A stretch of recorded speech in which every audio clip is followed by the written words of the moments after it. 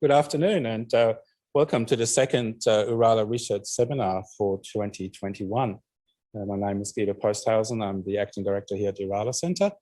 It would be a great pleasure to welcome you here today, and it's great to see so many people on campus in this lecture theatre. I haven't seen that for a while, so that's wonderful.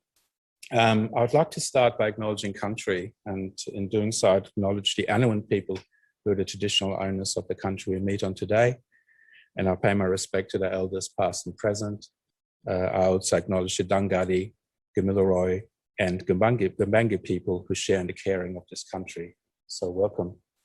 Today's seminar, What Reconciliation Means to Us, Sovereign Futures and Settler Education Systems, will be presented by Associate Professor Nikki Moodie.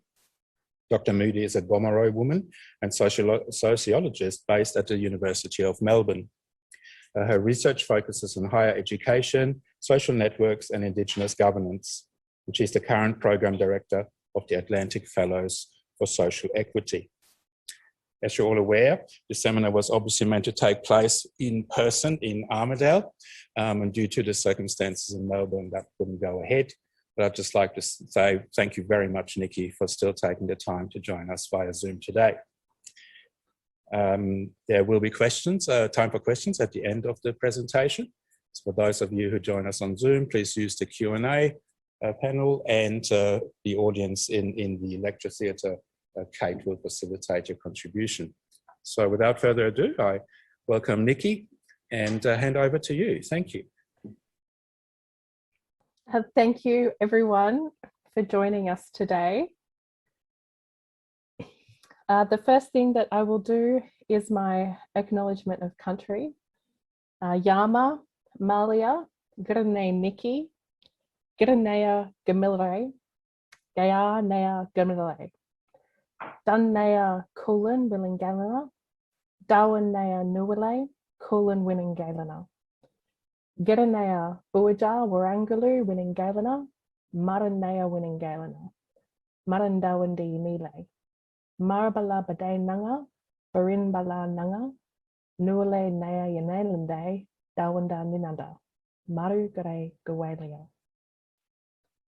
I want to acknowledge all of the Indigenous people who are joining today, your ancestors and your struggles, and to extend my thanks to Oorala, Guido, Tess, Donna and Noni for the really generous invitation to speak to you today. I wish I could be at UNE in person, but I'm coming to you from my COVID-safe lockdown living room in Footscray. And Mum says that I have to wave at everyone now, so hello. I think we can do this in the webinar, but please feel free to acknowledge the country that you're zooming in from in the chat today, so we can see where all you mob are coming in from. Today, I'm going to talk about what reconciliation means to me, which is actually not really anything to do with reconciliation, and much more about how reconciliation tends to mask the discourse of Indigenous rights. As I go through, please feel free to send any questions or complaints to my mum, or just in the chat, or to Tess and Guido is fine too. Now, in Reconciliation Week, it's become fairly common for people to note precisely how reconciled we are not as a nation, and how little progress has really been made. Child removal statistics, increasing rates of incarceration, and what feels like the never-ending grief of deaths in custody make us rightly very skeptical of anything that looks or sounds like reconciliation discourse. And if sorry means that you don't do it again, why are we commemorating the anniversary of a report tabled in Parliament nearly a quarter of a century ago, when it feels like very little is changing for blackfellas in this country? For me, the worst lie that reconciliation ever told was that if non-Indigenous people know more, if they know better, things will improve for Aboriginal and Torres Strait Islander people. Because what happened in the past was awful, but now they know better. And many scholars, from Aileen Morton Robinson to Glenn Coulthard, from Alison Whitaker to Eve Tuck, and many, many others, suggest that the discourse of reconciliation works as a kind of national level absolution. When we buy into the idea of reconciliation, they suggest, what we do is allow the state to draw a line in time and forgive itself. Everything before the alleged time of reconciliation gets to be placed in the past, and the settler gets to imagine a fairly peaceful, untroubled, and usually fairly white future. And this is why we hear things like, you know, we said sorry, get over it, or we said sorry, what more do you want? Right? And like, well, plenty actually. And you know the list, hey, like land back would be a start, reparations if you can't manage that, and maybe can stop shooting us, stop strangling us, stop torturing us, stop chasing our kids, stop taking kids away from their families.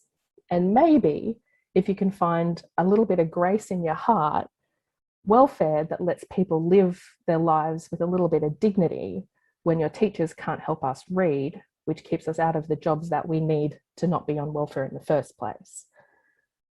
Because saying sorry isn't the same thing as signing a treaty. So reconciliation and reconciliation action plans tend to become fairly bureaucratic processes about what's within an organisation's capabilities or interests to deliver. It becomes really disconnected from the material realities of our lives and actually the vision and aspiration of Indigenous communities themselves. But when reconciliation emerged from the peace-building approaches of the 1980s and 90s, I think it did have a really important focus on resolving conflict. And perhaps paradoxically, there is still a part of me that remains really committed to that work of peace building, particularly through education. But reconciliation doesn't mean that anymore.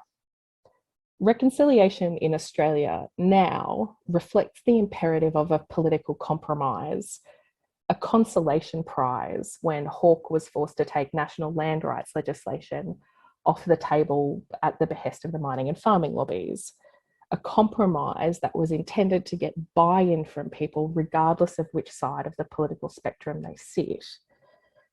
Then through the 1990s, reconciliation gets removed even further from its peace-building roots by Howard's practical reconciliation. All right, and that, of course, was a majestic act of political bastardry because it severed the idea of reconciliation completely from the idea of Indigenous rights. And of course, we end up with closing the gap in the intervention and the basics cut. But for all of my critique of reconciliation and closing the gap, I want to stress that I do think that both ideas do have merit. Of course, there is healing to be done, and reconciliation can absolutely be a vehicle for that. And of course, the work of the health sector in the Closing the Gap campaign was critical, and the funds made available under the Closing the Gap policy have absolutely helped. But there's a common and terminal problem with both of these ideas, and that's because they are really fundamentally about measuring us against non-Indigenous people. Reconciliation movements, not just in Australia, but around the world, tend not to lead to structural reform. They don't tend to lead to prosecutions for historical crimes. They don't necessarily tend to lead to reparations. And gap-focused policies tend to shift the focus away from a rights-based approach towards a deficit approach. So there's this little sleight of hand that happens every time we get compared to non-Indigenous people. It happens with health statistics, it happens with incarceration rates, it happens with literacy data. And the question always becomes, how far are Aboriginal and Torres Strait Islander people behind non-Indigenous people? Now, most of the old Closing the Gap targets weren't on track, which is, why they were changed, obviously. But in any case, the closing the gap targets, as I think most people know, weren't about closing gaps, they were about halving gaps, right? So, I mean, we've got new targets now, so, you know, I guess we'll just see how that goes. So this is my first point. We've been compared to other people for so long, to non-Indigenous Australians, to bigger populations. It's easy to forget that the frame of reference, the benchmark, the target, when it comes to Indigenous issues, is non-Indigenous people and their levels of wealth or well-being. So the first point I think about progress towards a better future is that data collection that doesn't measure Indigenous success against Indigenous goals is inherently flawed, and it doesn't provide good data for local decision making. Now, as an example, I just want to show you some population statistics from a slightly different angle. Now, the column in the middle is the one that you usually see, and I'm going to use Victoria because that's where I'm speaking from today. And the Education Department says, oh, well, now less than 1%, so 0.8 here, less than 1% of our population is Aboriginal or Torres Strait Islander. And so that's the parity target that we need to hit, right? So I take it that everyone's fairly kind of familiar with that approach, right? So this 1% target gets rolled out for education enrollment, for teacher staffing levels, for all sorts of things. But if we look at this data in a slightly different way, we can see that more than 7% of all of the Aboriginal and Torres Strait Islander people in Australia live in Victoria. And so when we shift our frame of reference from comparison to non-Indigenous people to comparison with how Indigenous people are going in other parts of the country, suddenly we get to ask different questions. How do people stay connected to country when we have net internal Indigenous migration to Victoria? What are our obligations to family and country and community when people arrive? And what are the implications for teaching language and culture when you're off country? Now, from an equity perspective, sometimes you absolutely do want to measure a gap, but it rather tends, in most instances, to compound the problem of misrecognition when we set characteristics of the non-Indigenous population as the goal we're aiming for and use these data to make decision about curriculum planning or funding allocation. The comparison always against non-Indigenous people means that we end up, in effect, prioritising non-Indigenous people and their characteristics in what should be a matter of Indigenous interests. But if we are going to talk about what non-Indigenous people think and hold non-Indigenous Australia as some kind of benchmark or standard to be achieved, then let's do that. Now, I want to share some data that I stumbled across when I did the Australia Talks survey run by the ABC. This is from a little while ago. This is a survey of over 54,000 Australians, which I think is the second largest data set outside of the census. Now, I consulted on this project, so naturally I was going through it when it went live to figure out exactly where I sit in comparison to other people, and I get this data. And so this question was, Australia Day should not be celebrated on January 26th, given the historical significance of that date for Indigenous people. Agree or disagree?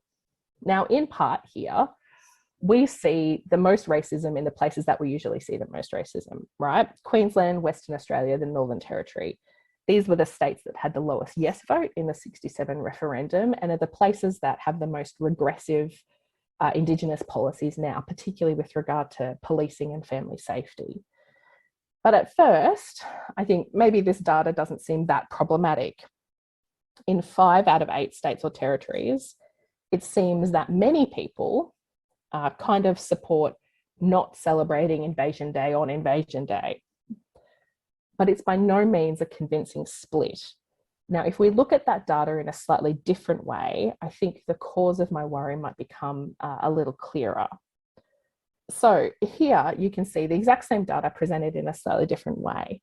And so in no state or territory does support for moving Australia Day from the 26th of January reach 90% other than in the ACT.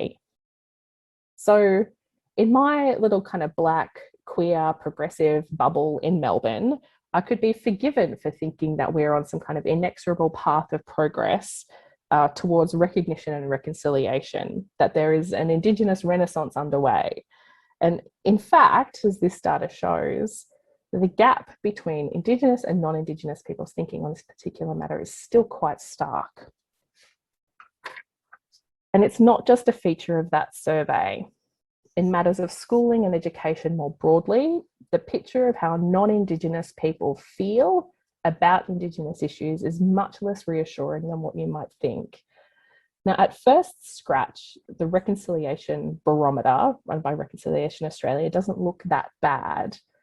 83% of non-Indigenous Australians think that it's probably pretty important that Indigenous history is a compulsory part of the school curriculum.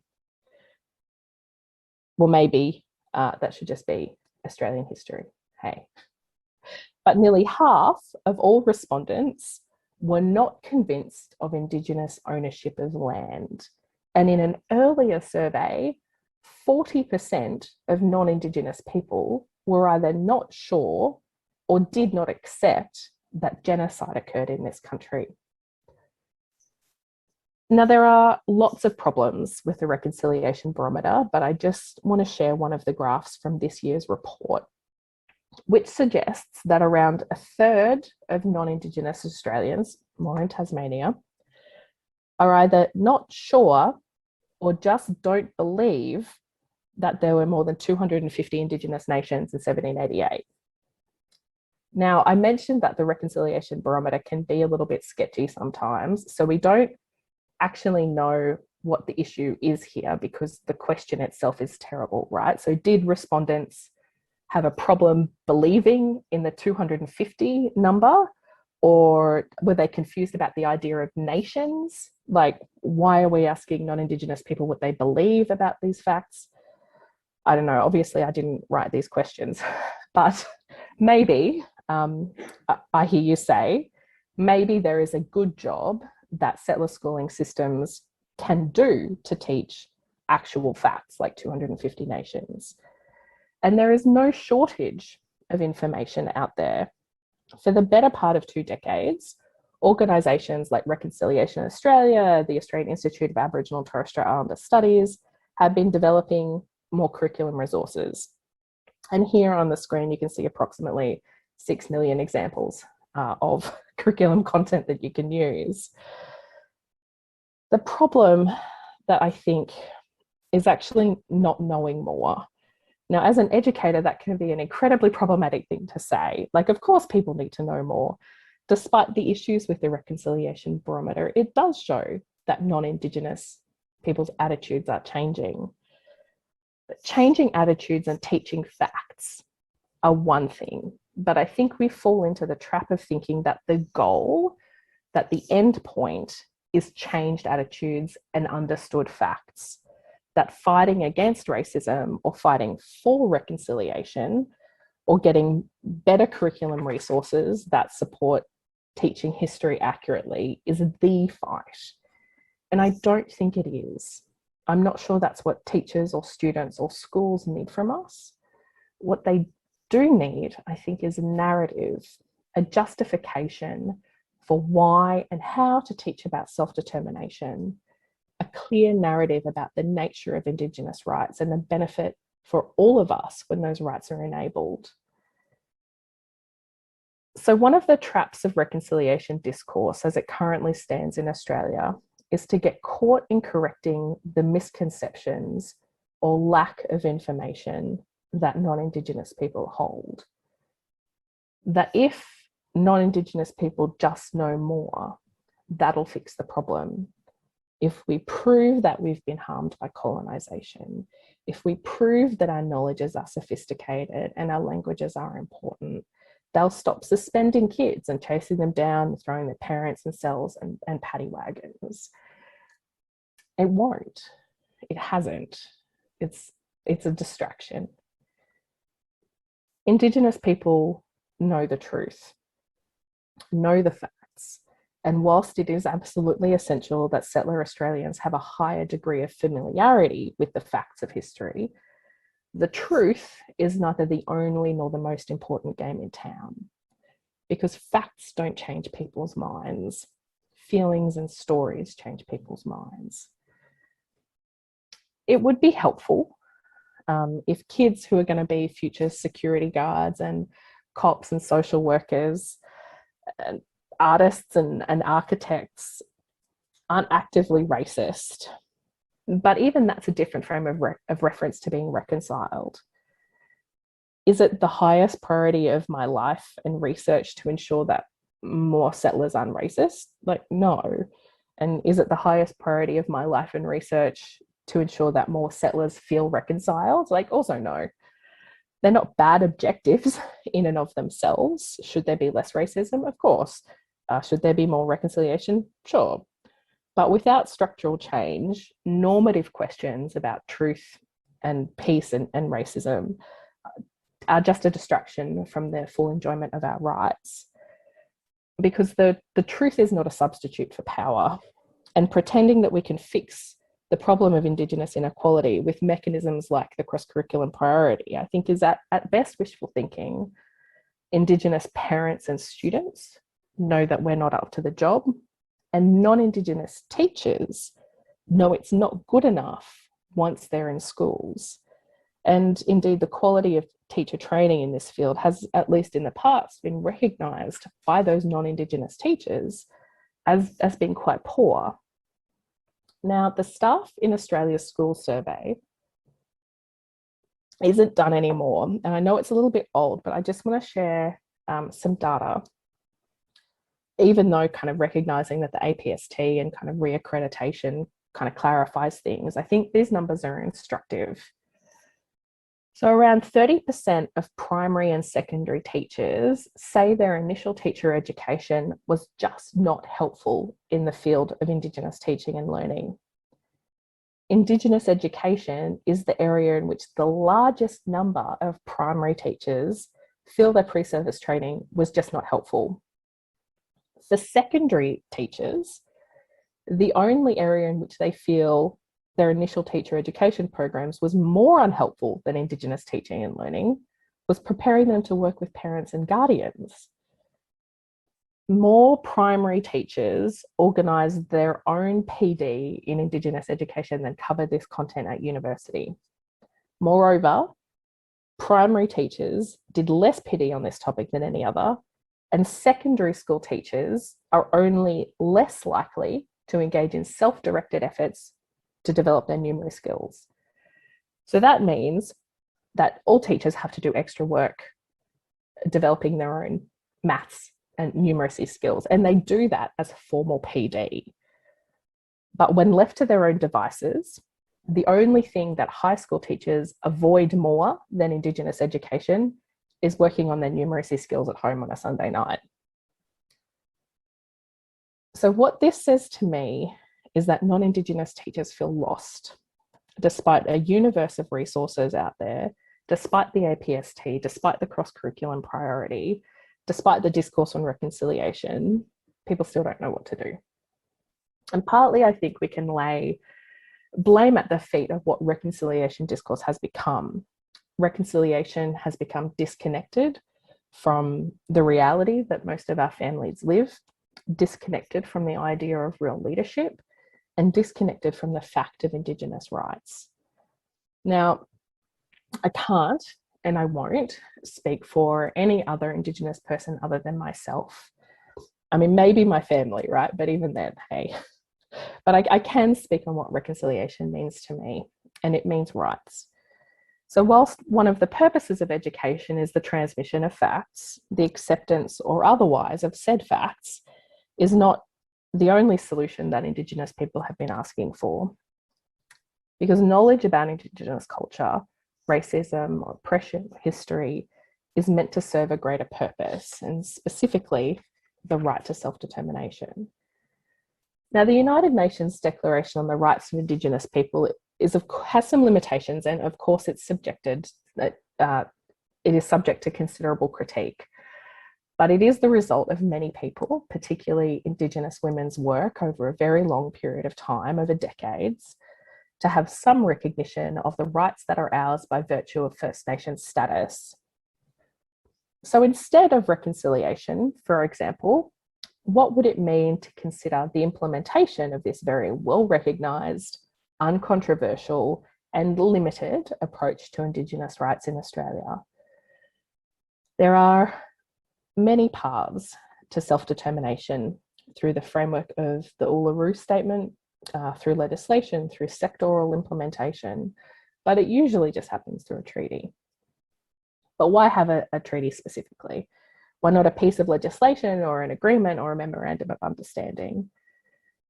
Because a treaty is about power, not truth or reconciliation, but a fundamental recognition of the unique rights that First Nations people have by virtue of First Nations status, and the transfer of power to Indigenous people to give the fullest possible expression to those rights. The point of a treaty is to establish an equitable state of relations. Once we have a treaty that delivers self-determination, and we then get to exercise that right. Now, the kicker here is that self-determination is usually something that you see on a poster at a protest or something. But actually, like, Indigenous peoples don't need a treaty to act as sovereign beings. We do that every day. But what we are at every step prevented from doing is governing ourselves, because governing ourselves means freehold title. It means highly skilled and culturally fluent community members. It means non-Indigenous people who understand the nature of our rights. But instead of getting caught up in the relationship between self-determination and treaty and self-governing, I just want to do a little thought experiment. Because one day, as Steve Cornell says, we could be done negotiating a treaty. The money will be in the bank and compensation paid for 2.5 centuries of theft and oppression, and we will have the right to determine our own affairs. So let's just imagine that we fought so hard for our rights, that we were seen and our struggle was heard, and that we won. And as Cornell says, we would wake up the next day and need to govern. And so if we chose, have the right to establish and control our own education. So I desperately want to say that it doesn't matter that teachers don't know enough, that it doesn't matter if they don't know how to respect our children's dreaming or teach in our languages, because we'll have the right and the resources to do this on our own. But it's a reflection, I think, of the fairly parlous state of Indigenous affairs in this country, that these might be seen as controversial observations to some people, and that the very limited framework afforded by UNDRIP seems to set such a high bar here. What passes, I think, in this country for awareness of familiarity with the scholarship and struggles of Indigenous people, I think we need to be deeply embarrassed about. I'm not sure if anyone remembers this kind of furor that happened back in 2018 when UTS in Sydney decided to open a residential college, a dormitory for Aboriginal students.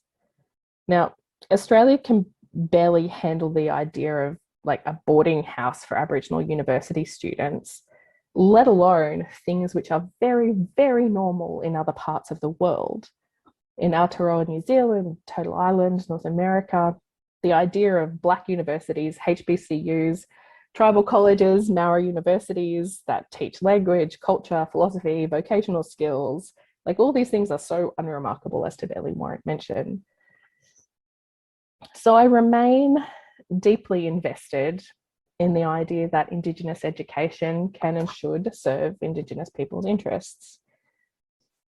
Indeed, education has to serve our rights and aspirations. Otherwise, all it does then is just kind of reproduce the assimilatory intent of all Eurocentric education systems. So what then are Indigenous people's rights and interests? Well, UNDRIP is always a good place to start, but if we're to take self-determination as a principle that reconciliation might advance, then I think that means taking seriously the leadership development needs of our current and future generations.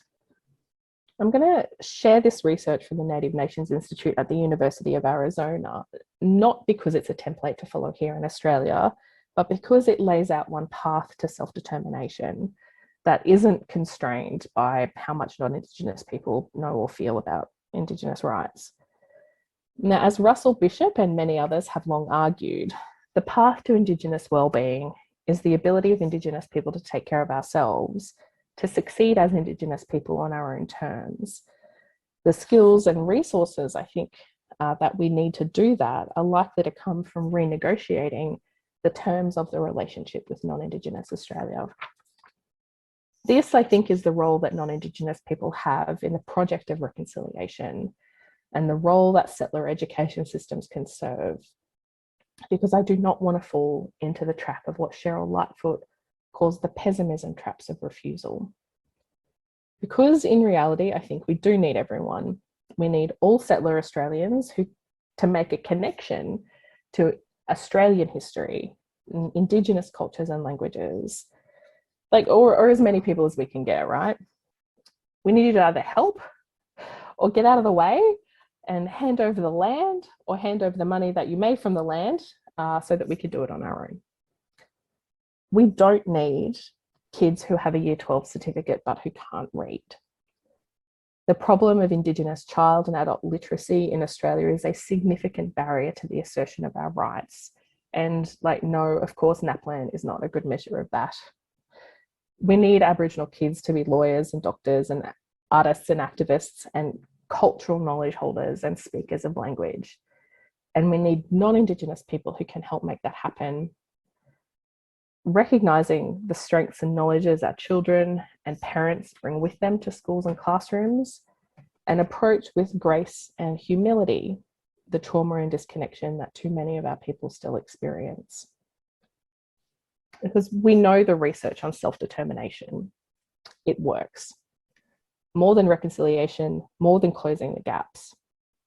When Indigenous people are in charge of our own destinies, our own funding, our own organisations, we do better. The role of Aboriginal health services in the fight against COVID in Australia is an internationally celebrated success story that is barely told here. ACCHOs have kept elders safe and coronavirus out of Aboriginal communities because very early in the fight against COVID, the federal government handed over control and resources so that people who know their own communities can get on with the work of keeping those communities safe. So there is some evidence on why self-determination is so necessary and so effective. The idea of a rights-based approach to Indigenous issues has been so far from the minds of researchers interested in this field, and there are so few Indigenous researchers that there is actually not a huge weight of evidence to prove the success of Indigenous self-determination. But what does exist is incredible. I do think, though, that it is very important that we don't fall into the trap of thinking that research or evidence in any way influences Indigenous policy in this country. It doesn't. And in fact, the opposite is true.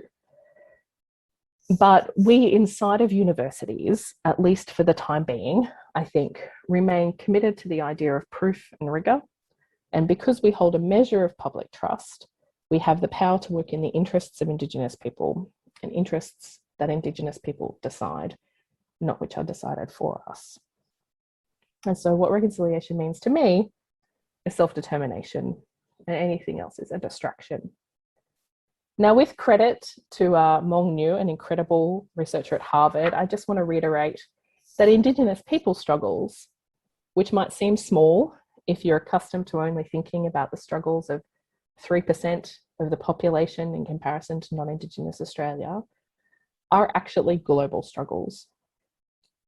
There is an existential environmental threat that everyone on this planet faces, and Indigenous people do the best at fighting it. Globally, Indigenous people have some form of custodianship, from native title to stewardship to freehold, over around 25% of the planet's land area. That 25% holds 80% of what remains of the planet's biodiversity.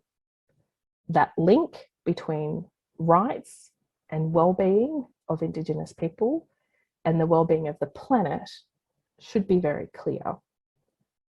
But even here, what tends to happen is that the environmental movement says, like, what bits of Indigenous knowledge can we use to respond to the climate disaster? Like, let's take a bit of Indigenous fire knowledge or a bit of Indigenous wind knowledge and use that to fix a problem that we made. Like, Indigenous knowledge can't be segmented out like that. Indigenous languages contain information about the relationship between species and landscapes and people. Indigenous languages are the key that opens the door of Indigenous knowledges. And the language is what contains information about how to find balance and respect and relationality. So biodiversity and cultural and linguistic diversity are integrally connected, and you can't have one without the other. And so if there is a purpose to which all people can be called in service of reconciliation, it is, I think, the more fulsome expression of Indigenous rights, which will allow some measure of healing for a very damaged planet that is currently on fire, going underwater and very, very sick. So how do we move forward? If reconciliation is to serve our needs as educators, then we must build on, return and respect the knowledge that Indigenous people hold about how to manage ourselves and our lands. As curriculum, both Indigenous and non-Indigenous educators are on much stronger ground when we move away from talk of gaps in reconciliation and comparisons with non-Indigenous people towards the recognition of our rights and the scaffolding of skills to express those rights. I think if we are to imagine a future different from the post-truth planetary inferno that we currently find ourselves on towards something new, understanding the rights and contributions of Indigenous peoples is a very good start. And speaking of Indigenous scholarship, one is on fairly stable ground when quoting Professor Linda Tuai-Smith. And Professor Smith says that there are three things that everyone gains from spending a bit of time in Indigenous studies. Regardless of your personal or institutional commitment to Indigenous rights, Professor Smith suggests that when people spend any amount of time engaging with Indigenous issues in a scholarly way, these are three skills that they acquire. All people who come to Indigenous studies, and Indigenous education especially, learn about their own subject positioning in the world. They learn about their privileges and disadvantages, how to articulate those, and how to understand themselves as part of a longer history and a longer future. They learn a standard of critical thinking that I think many disciplines would be envious of. And they learn about ethics, not in an abstracted or institutional way, but in a way that teaches them what it means to walk through the world with a sense of responsibility. So talk of rights and of self-determination feels a long way away from reconciliation discourse sometimes. But I believe there is an urgent piece of work that needs to be undertaken by settler schooling systems that is properly oriented to the rights and interests of Indigenous people.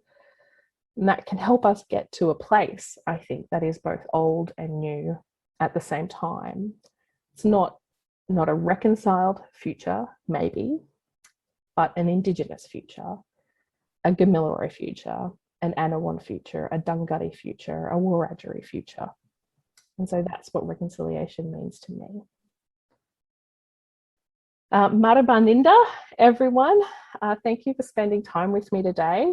I wish I could be in Armidale with you, but hope there was something interesting for everyone, Jody from UNE and from other places. And thank you for joining us today. And I think we have some time for questions through the chat or from the room if anyone would like to share anything. It's not so much, I guess it is a question, but it's one of the things that strikes me as being a real challenge when we look at that 3% and the institution is more about the fact that in an increasing population, there are more, dare I say it, Asian Australians than there are Indigenous Australians. And consequently, policies and procedures and things are more likely advanced towards that part of the population. What I get concerned about, I suppose, and I would really like your comment, is a third voice to Parliament isn't necessarily going to change that. What is it that you think will change the policy, the governmental stance to make that difference? Oh, Maria, there's so much in that question. let me break that. You're right. Like, there are twice the number of Australians from Chinese heritage than there are Aboriginal and Torres Strait Islander people in Australia. Like, double the number. You're absolutely correct. That's fine. But what I think tends to happen is that we get really focused on this idea of numbers, right? Like, how many people, and the kind of complexity around service delivery for, you know, where people are in complex or remote or regional locations. And that's kind of part of what happens when we get stuck in the idea of how many Indigenous people are there and where. And so one of the difficulties, I think, is shifting that frame of reference away from a comparison of numbers, just towards thinking about what are the rights of those people, regardless of the number that we are. And so that can be very difficult to kind of translate that to a government level, particularly because Australian governments, for a couple of different reasons, but only a couple, have kind of historically been fairly opposed to self-determination for Aboriginal and Torres Strait Islander people. And that's not controversial. That's not that interesting. They're just not here for it, right? And so getting that translation upwards is something that's a really slow struggle. And I think the Uluru Statement is one really good way of doing that. I think a voice to Parliament and the kind of the architecture that was laid out by the Uluru Statement absolutely can get us where to go. And the thing about it is that it is another one of these kind of really negotiated processes that will take time to get there. But it will, if followed, will absolutely lead to the kind of recognition of rights and interests that Indigenous people have. So I think that part of the problem here is that we think that we need government leadership to do this for us. We think that we need the government to establish a policy setting that gives us permission to do it. And this is part of the problem in like asking government like to please give us our self-determination, like, because they're not going to do that. Like they're just not. They have it and they won't. So what then are the options? What are the skills that our kids need to be able to articulate their rights? How do we organise amongst ourselves to be able to do that kind of self-determination work in the absence of leadership, or given the time that it will take for the people who are working at that level to do that work to get us there in the first place, or in the end, eventually.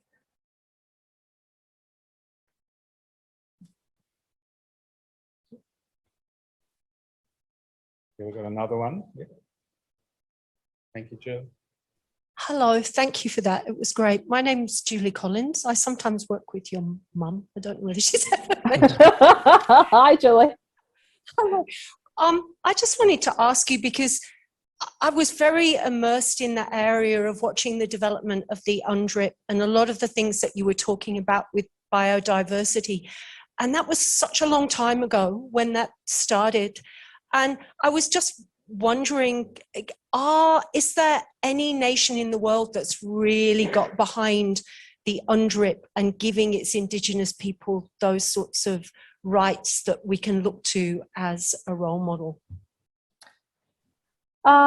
Look, there I think is some very partial movements, but the problem is, right, is that, you know, UNDRIP is a very it's a very opt-in framework. Australia, Canada, New Zealand, the United States, of course, as we know, were amongst the very last to ratify it.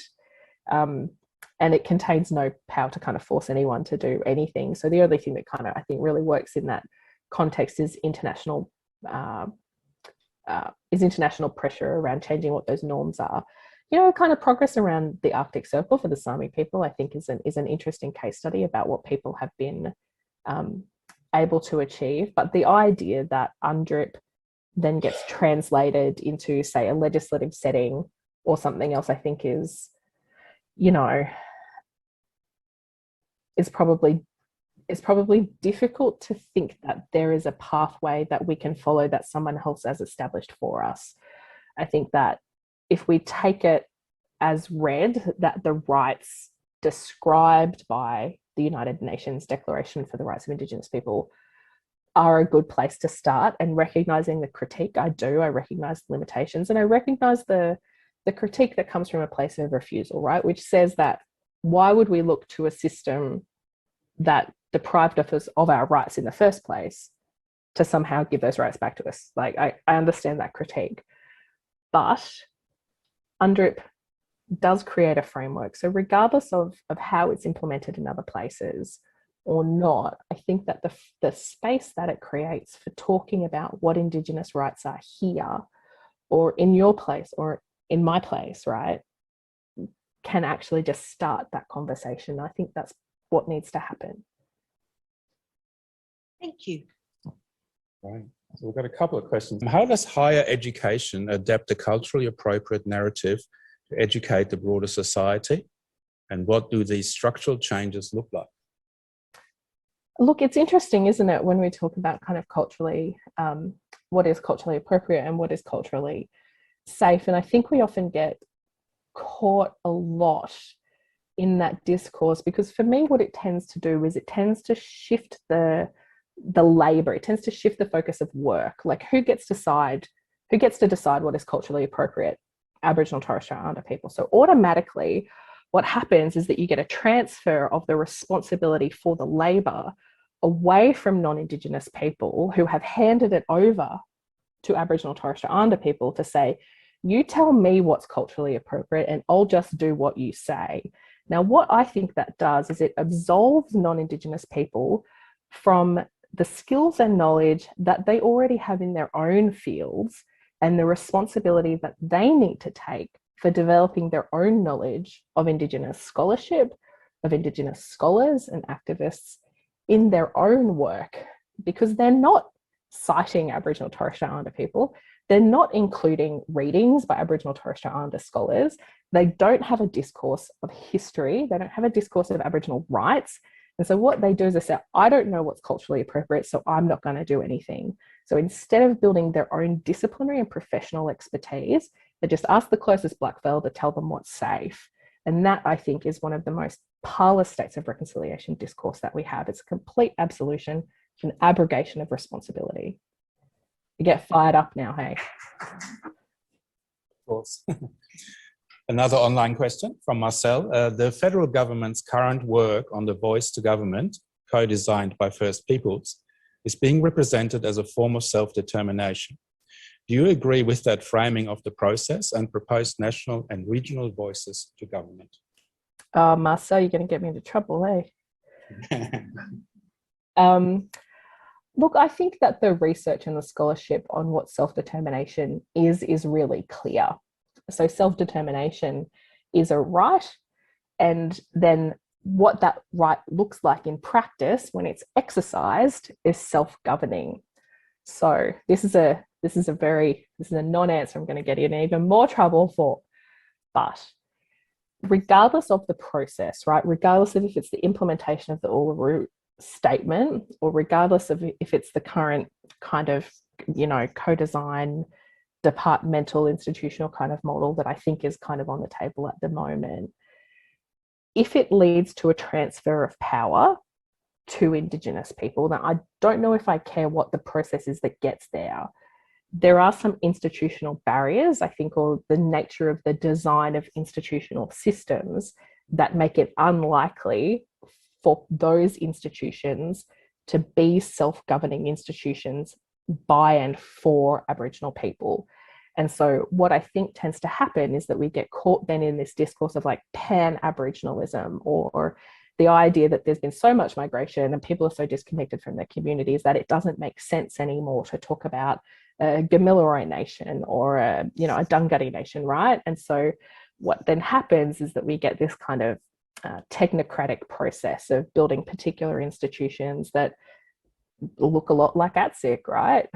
So if those are the kinds of institutions that Aboriginal and Torres Strait Islander people around this country believe is the best fit for them, then that's fine. But I just have a sneaking suspicion that the kinds of governing institutions that Yawuru people established for themselves in Broome would if there was a high degree of cultural fidelity between the people and the system that governs them, is going to look different between Gamilaroi people in New South Wales, would look different from Kuki-Yalanji people, would look different from Yolngu people in the Northern Territory. And so how much that cultural match between people who are governed and the systems that are governing them can be incorporated in that co-design process, at this point, I'm not entirely convinced of that.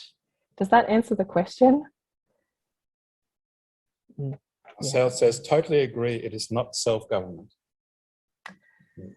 So what self-government is, or self-governance, if you want to think about it as a practice rather than something which can kind of seem a little bit scary sometimes, I think there's some flexibility in how those ideas are kind of talked about, right? They look very different.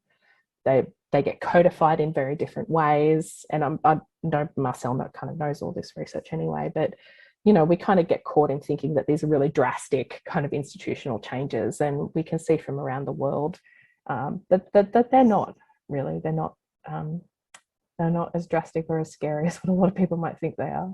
So this is from Renee. I'm at home in lockdown listening with my 12-year-old daughter, Juliana. Apologies if that's incorrect. She would like to know why schools do not teach Indigenous languages at school, even just some of the local ones. She asked the principal once and they did not have a response. Yeah, that's a really difficult one. That's a really difficult one. A lot of people,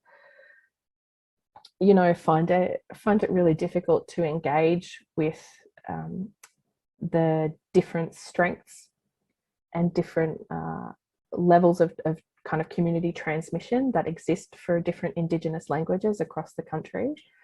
Some communities have decided that they would like non-Indigenous people to not speak and to not learn their local language, because they want to really focus on awakening it again within their own community and ensuring that elders and young people, Aboriginal people from that community, can speak it and revive it first. And so that's something that I think has to be respected. Other communities have decided that everyone should learn it, everyone, right? Like the more that it's shared, the more that it's kind of strengthened. And I don't think we should kind of judge, what a community prefers or what it doesn't. Just firstly to recognize that there are different approaches to language revival around the country. But also I think when we're teaching teachers, we don't teach teachers about Aboriginal languages. That tends to happen over in the anthropology department or in the linguistics department, right? So we don't teach our teachers, we don't teach our schools, we don't teach our principals about what Australian languages are like and how many of them there are and how to speak them. Schools find it very difficult to work often with Aboriginal language holders who tend to have a much more holistic approach to education. And so we run into issues with like, where do you teach it? Who pays for the, ALO, all these kinds of things. So it tends to be put in the too hard basket. But I think that those local relationships and the leadership that school principals can exercise in developing those relationships with local community is such a powerful part of revitalizing and reawakening languages that I do think that schools and teachers, principals in particular, are a really untapped resource that can support a lot of this language revitalization work. Right. Thank you.